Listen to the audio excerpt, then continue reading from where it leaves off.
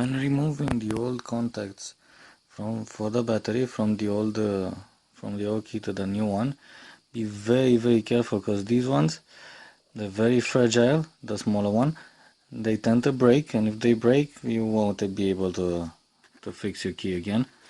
So, well, that's it. Be very careful when you do that.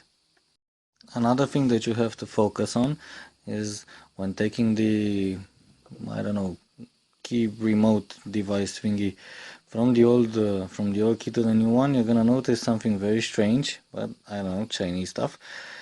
This one had a couple of clips, as you can see here on the left and the right, that used to hold it in place.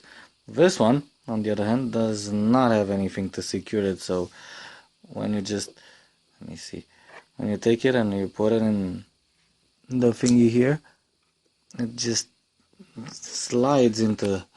falls into place, but it's not exactly as safe as it should be. So you're gonna be very careful when you put the battery on and you screw it on and everything, that it is exactly into place, so it's not gonna have any play or break in any way, because they're very sensitive. The contacts on the other side, the buttons itself, if they get broken, they're practically irreplaceable as far as I know.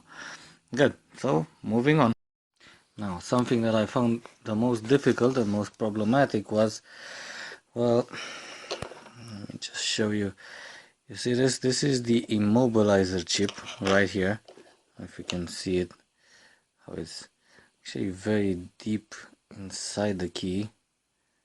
It's kind of dirty, but you can see it in the bottom half, and on the far right it has some very strong glue, and it's been there for like 16 years or so, and the chip is very fragile, which I found out the hard way. There it is in the key. This is where it's supposed to go, the thingy right here. Well, I wasn't as careful as I should have been with it, and I broke. Yes, I did. I broke the front half, the half that is connected to some sort of a small antenna. I have no clue what is in there. Luckily for me, it didn't break that much off. Just chipped a little bit with a little wire. Glued it back on with some kind of super glue, and went back to the car, tested it, worked just fine, thank God. The thing that I found to be most effective to removing it, I tried to pull it out. That's the biggest issue that I had, with some kind of special pliers. Grabbed it really strongly and pulled back, yanked back, and the glued part just stuck to the key, unfortunately. Damn, I'm still shook up about it.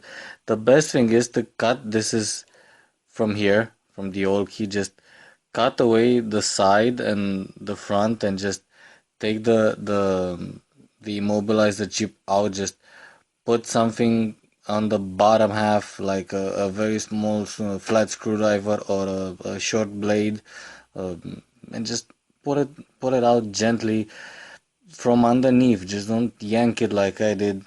Might have the same surprise. Maybe yours is a little bit less stuck in there. Well, that's it, folks. Let's just move on. Yet another thing that you have to do very carefully is, when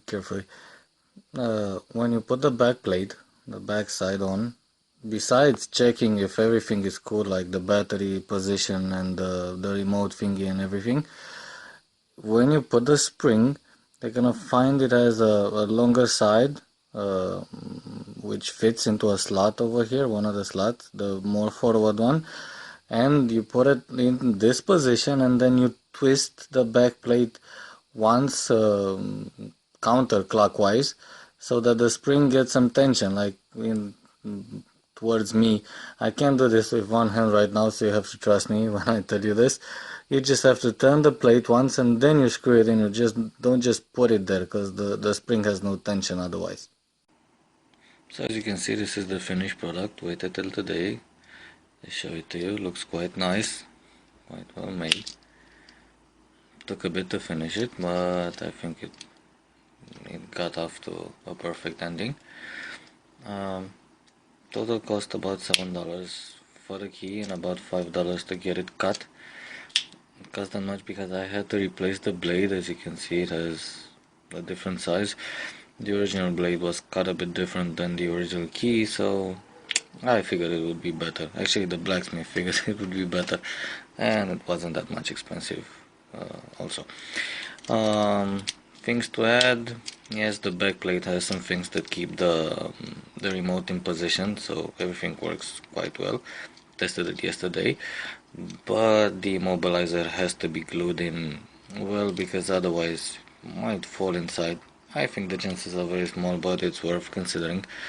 Another thing is that the screw behind this is only accessible if you take it off and it's glued in, so you might want to get things right the first time.